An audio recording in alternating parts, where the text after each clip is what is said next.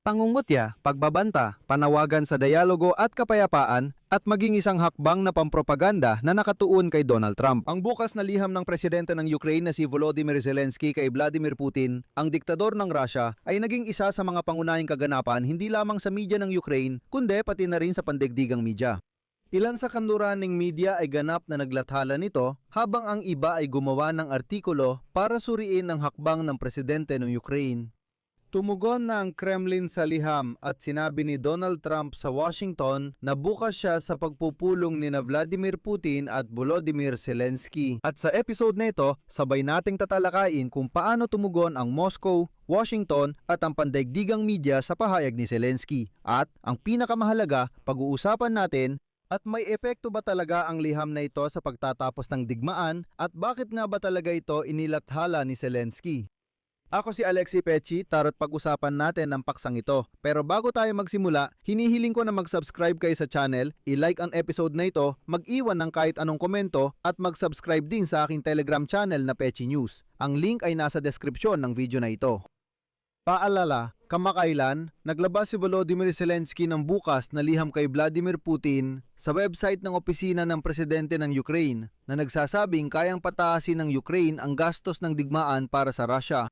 Hinikayat niya si Putin na mag-usap ng personal para tapusin ang mga aksyong militar. Ani niya, magtakda tayo ng oras at lugar para magharap. Alam mo, parang sinubukan ni Zelensky na makipag-usap gamit ang wika ng mga taga-Petersburg na siga kung saan nagmula si Putin at sinabi niya, "Malenaw, magtakda tayo ng tagpuan, oras at lugar." Nagkita, nagkasundo, baka matakot ka ulit. Paglabas ng dokumentong ito sa opisyal na website ng presidente ng Ukraine, nakipag-usap si Vladimir Putin sa mga mamamahayag sa St. Petersburg International Economic Forum tungkol sa mga atake ng Kyiv sa St. Petersburg at paggamit ng Moscow ng Oreshnik missile. Sa bukas na liham, sinabi ni Zelensky na ang digmaan ay lalo lang nakakasama sa Russia. Sinabi niya na ayaw ng mga Russian sa mga Ukrainian na drone at missile, kakulangan ng gasolina, madalas na pagbabawal at planong bagong mobilisasyon. Sa huli, nanawadan si Zelensky kay Putin na ingatan ng sarili dahil maari siyang maabot ng mga Ukrainian drone. Ipinakita ko kahapon sa hiwalay na episode sa YouTube channel na ito ang buong bukas na liham ni Vladimir Zelensky at ang pagsusuri nito, kaya panoorin ninyo.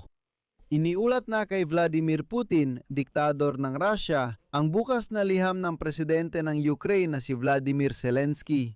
Ayon sa tagapagsalita ng Kremlin na si Dmitry Peskov, wala nang opisyal na komunikasyon ng Russia sa Ukraine.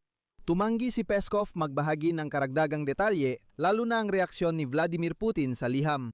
Sinabi ni Peskov na umaasa ang Kremlin na magsimula muli ang negosasyon para maresolba ang sigalot sa Ukraine. Medyo kakaiba ang dating nito kasi sinasabi na nga sa'yo ng direkta. Sinasabi sa'yo ng direkta, tara mag-usap tayo, sabihin mo lang ang oras at lugar, malinaw na tukuyin mo. Umiwas na si Peskov at sinabing umaasa silang may babalik ang negosasyon. Kasabay nito, hindi rin niya nilinaw kung anong format ng negosasyon ang suportado ng Russia. Ayon sa tagapagsalita ni Putin, parehong consistent at salungat ang posisyon ng White House sa Ukraine. Sa madaling salita, lumipat siya ng paksa. Heto ang kanyang sinabi. Pareho ito sa sinabi kamakailan ni kalihim ng Estado, Marco Rubio. Sa pangkalahatan, syempre, iisa lang talaga ang sinusuportahan namin. Yon ay ang Ukraine. At doon kami nagpapadala ng armas at iba pa. Yan, at tuloy-tuloy itong nangyayari. Ibig sabihin, ito talaga ay isang digmaan na naging digmaan ni Biden. Sa totoo, hindi direktang kasangkot si Biden. Walang nakaschedule na pagpupulong sina Putin at Pangulong Donald Trump sa ngayon.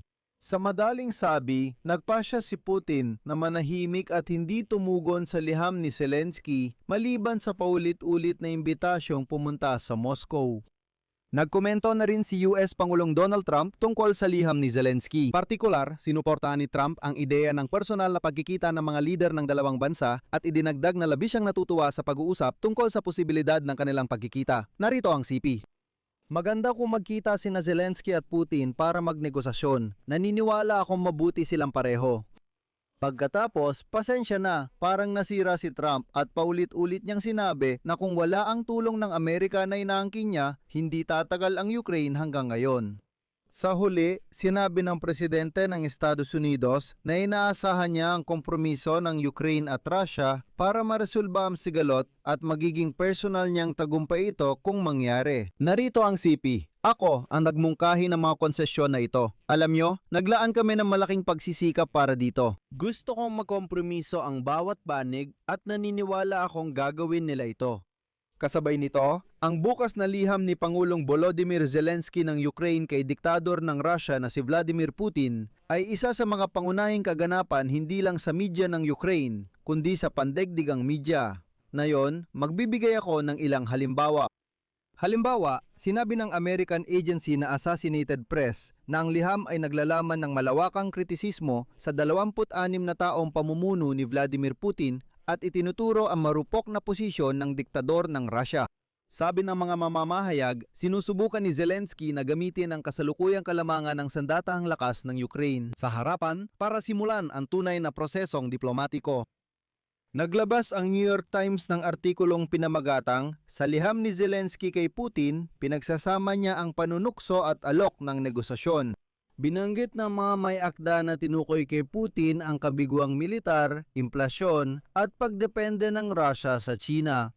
Kasabay nito, iniisip ng mga mamamahayag na ang pangalawang tinutukoy sa liham ay si Donald Trump dahil may bahaging paninisi sa presidente ng Estados Unidos sa teksto. Dahil sa kanyang sariling negosasyon kay Putin noong nakaraang taon sa Alaska.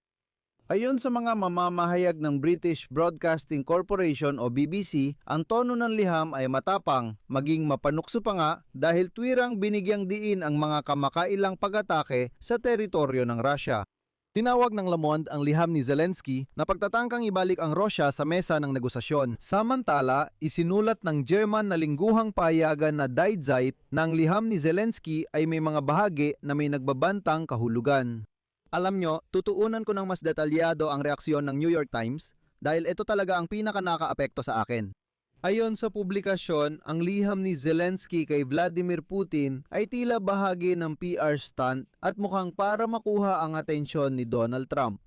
Ang dokumento ay naglalaman ng inisyatiba para muling simulan ang dialogo.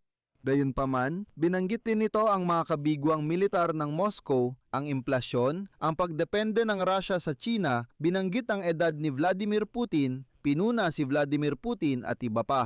Ayon sa New York Times, kung gusto raw ng Ukraine ng dialogo, hindi sana sila nagsalita ng ganoon tungkol sa kalbo at mabahong unano na si Vladimir Putin. Pasensya na, susunod ay CP. Hindi rin malinaw kung ang pahayag na ito ay isang pagtatangkang simulan ang negosasyon o paraan para siraan ang posibleng katuwang sa negosasyon. Ang liham ay tila isang estratehiyang pang-impormasyon tungkol sa malalayang pag-atake ng Ukraine sa St. Petersburg na nakaapekto sa ekonomiya at psikolohiya. Hindi tiyak kung ano ang makukuha ni Zelensky mula sa pressure at alok ng kapayapaang ito.